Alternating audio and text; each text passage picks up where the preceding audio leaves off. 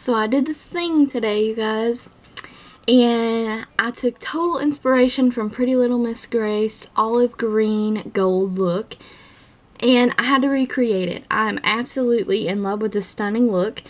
Not only is she always creating beautiful looks, but she's stunning herself.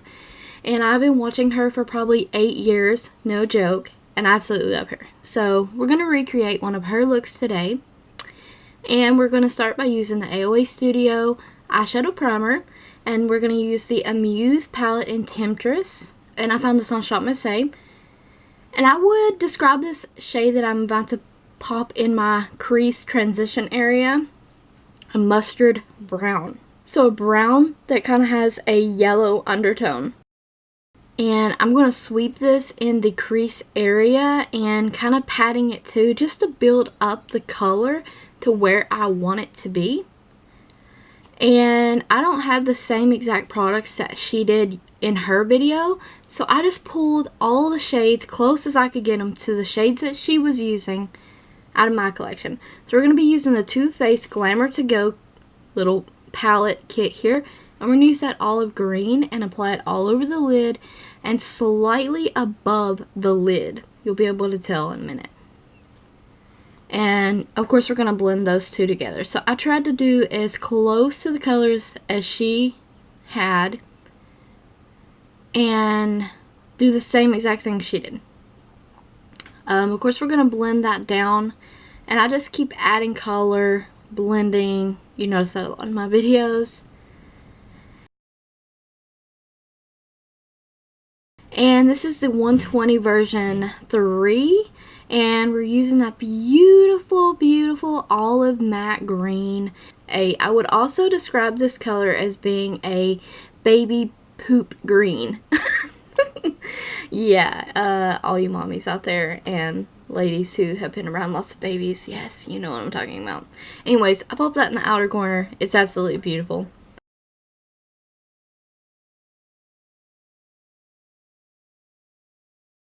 We're using, from that Amuse palette, a Skin Tone Vanilla-y matte shade for the brow bone.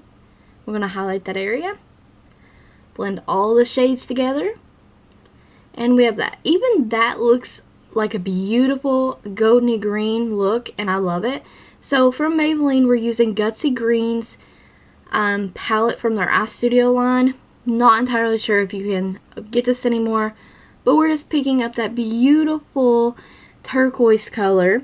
First I'm going to pat it in the inner corner there and bring it into the crease, and then we're going to sweep a bit because there's a lot of fallout of this color and we want the placement to be correctly. And I wanted to put this on the lower lash line, so we did that as well. Pretty sure she did as well. And I'm just going to go back in and reapply colors, do a bit more blending, and I just love how this turned out. It's so beautiful. I loved her look. I don't think that she highlighted her inner corner, but we're going to take this beautiful pearly light white gold yellowy shade and pop it in our inner corner. Just to bring light there, I wanted to do it, so I did. And we're wiping away all of our fallout. We're blending some more. We're doing eyeliner, which I super sped up. It's a Milani Stay Put eyeliner pencil. We're using the NYX Jumbo Pencil and Milk in our waterline. I'm definitely pretty sure she had hers whited out as well, so I use this to do so. And I am just going in, blending, add more colors. This is the Loreal Infallible liquid eyeliner. So she always usually does wing eyeliners, and this look was no different, so I did the wing as well. Now, if I was wearing this probably an everyday kind of look, I would wear this look. I would rock it anytime, every day. But I probably would not do the wing. But that's personal preference. But I wanted it to look very similar to hers.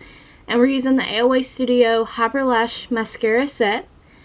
She always wears false lashes. And I can do the false lashes, but I don't typically wear a lot of false lashes, so I opted out of that. So I used the mascara that gives you a very full dramatic effect. This is from Santee, and that little ball mascara there, and I'm using that for the lower lash line because I don't like all those fibers from the AOA Studio down there on the bottom.